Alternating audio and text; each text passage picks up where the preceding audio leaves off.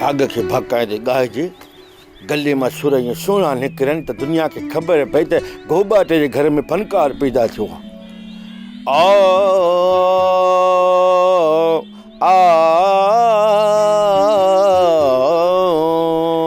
अरे वाह, once more हा छो न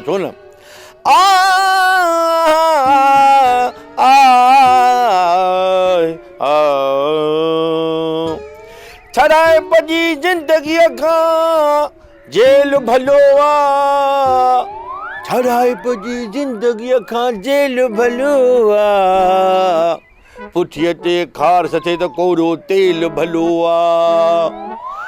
ओ कुटनि रिछ जी बच खां कुकड़नि जो मेल भलो आ, पर जे पारे में महबूब न हुजे त पोइ सची पची क़ुरान कच्छ मां जेल भलो आ।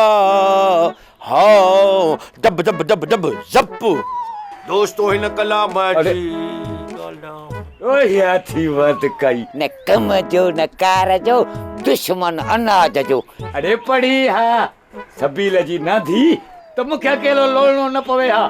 छो बाबा जवान जमाल पी हूंदे जे हिन उम्र में मां वञी कमाया माण्हू थुकूं कोन हणंदा। ॾिस न कम सां त लॻो पियो आहे। ॾिस हमराई कराईंदे पढ़ियल एतिरो त पढ़ियल घटि में घटि अंदाज़ो थो लॻाए केतिरो हेतिरो चेल जेतिरो पढ़ियल चेल जेतिरो।